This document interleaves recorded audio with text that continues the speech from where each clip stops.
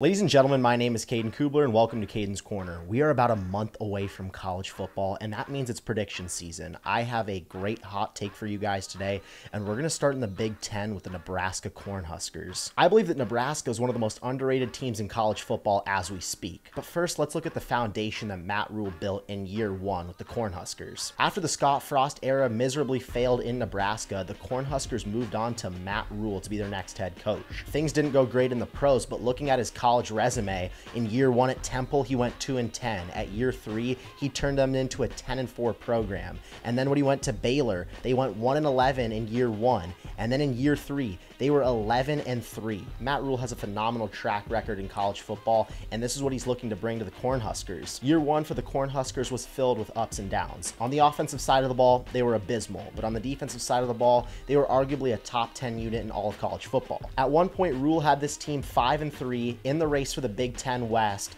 and only one game away from the team's first bowl game since 2016. But in typical Nebraska fashion, they would go on to lose 4 straight games, all by one possession, and fail to make a bowl game. So why do I think a team that went 5-7 last year will be one of the most underrated teams in all of college football? It's simple. Their defense. As I mentioned, this Cornhuskers defense was a top 10 unit in all of college football last year. Let me read you a few stats to convince you. The Blackshirts defense gave up the 13th fewest points per game in all of college football. To make it even better, in the Power 5, they gave up the 7th fewest points per game. And it started with their defensive line, led by Nash Hutmacher and Ty Robinson. This run defense gave up the 9th fewest rushing yards in all of college football and the 6th fewest in all of the Power 5. And to tie everything together, they gave up the 11th fewest total yards in all of college football and the 8th fewest total yards in the Power 5. And I expect similar things from this Nebraska defense this year. First of all, they kept Tony White, the defensive coordinator, who had multiple head coaching opportunities this offseason. Along with bringing him back, the Blackshirts are bringing back 7 of 11 starters on this defense. And the two pillars that I mentioned that make up this stout Nebraska defense, Ty Robinson and Nash Hutmacher, are both back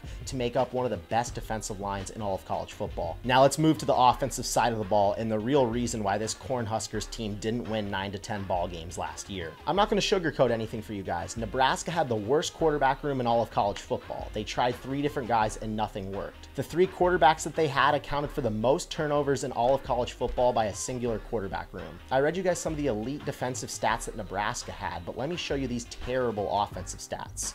In the Power 5, Nebraska accounted for the 4th fewest first downs. They accounted for the 6th fewest total offensive yards per game, the 2nd fewest passing yards per game, the 5th fewest in all of college football, and they also had the 4th fewest points per game in the Power 5 and the 11th fewest points per game in all of college football.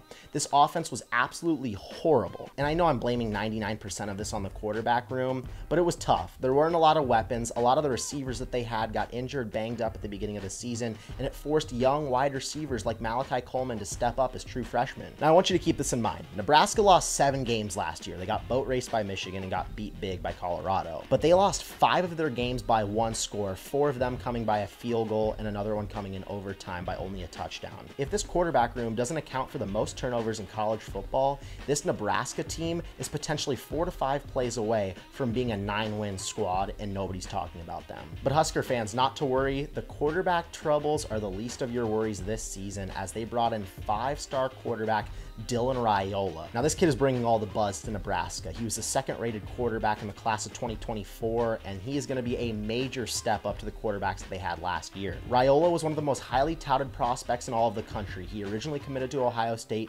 decommitted and went to Georgia, and now he's at Nebraska where his father formerly played and his uncle is the offensive line coach. Now Rhule hasn't officially named a starter yet for week 1 because he wants everyone to compete, but I know it's going to be Dylan Raiola and it's for good reason. And Raiola is bringing all the buzz to Nebraska. People say he's Patrick Mahomes Jr., the way he can make off-platform throws with his insane deep ball and everything that he can bring on the field. Not to mention all those young true freshman wide receivers that the Cornhuskers had to throw into the fire last year, they're going to be a lot more experienced. Matt Rhule said at the Big Ten Media Day that he's the most excited about this receiving core and how they're going to make the biggest jump on the football team this year. I absolutely believe it. They have a deep receiving core. They have a deep running back room. They have 4 out of 5 returning offensive linemen. This Nebraska team is set up for success this year on the offensive side of the football. Now, just viewing the outlook of this Nebraska team, they're going to have one of the best defenses in all of college football, in my opinion.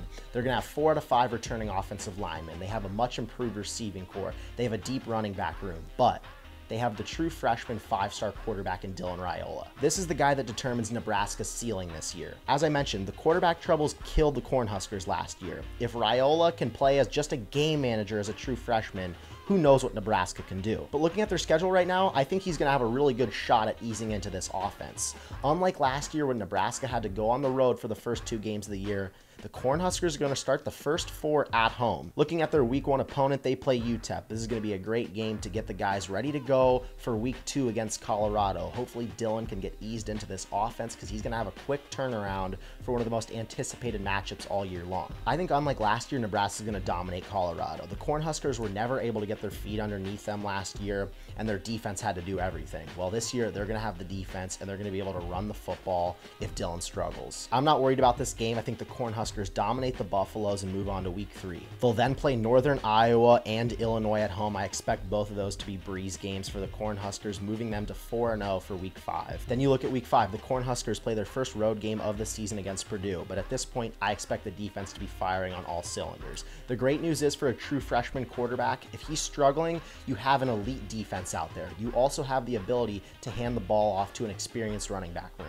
I think this is a close one for the Cornhuskers, but they squeak it out, moving on to 5-0. Then for week 6, they play Rutgers at home. I expect the Cornhuskers to have no troubles here. They get this done. They're still undefeated. Then they go on the road for the second time this year at Indiana. At this point, I still think the defense is going to be playing amazing. I think Dylan is going to be a lot more comfortable in this offense 7 weeks into the season, and I expect Nebraska to get it done. Now, maybe you disagree with me here. Maybe you think they lose 1 game. Maybe you think they lose 2 games. But regardless, the Cornhuskers are going to be favored in most of these games, and they're going to be probably sitting 7-0 to 6-1 by the time they play Ohio State for a big-time game on the road. I think the Cornhuskers ultimately lose this game, but I think it's going to be closer than people expect. I know Ohio State is one of the most hyped-up teams this year, but let's be honest, they kill it in the offseason every single year. There's been some reports coming out that Will Howard hasn't definitively won this QB1 job, and it might still be up in the air between him and a 5-star true freshman. I think you're going to have 2 of the best defenses in the country matching up, but this could come down to a very close game here. Going into week 9, we have Nebraska at 7-1 going to play UCLA at home. That's going to be a cupcake game. UCLA is not going to be any good this year. They're now 8-1. Now, these final 3 weeks are going to be massive for Nebraska. They're going to be 8-1. They're going to be ranked, and they're going to be going into a massive stretch that's going to determine whether they make the college football playoffs or not. And they're going to play a USC team in the Coliseum. That's going to be a big-time game. Lucky for them, they have a bye week before it, which I think is going to help massively. I don't know what to expect with USC this year because they lost Caleb Williams, and they have Miller Moss coming in at the quarterback position, who threw for 6 touchdowns in the Holiday Bowl. But I want to see what this kid can do throughout the entire regular season.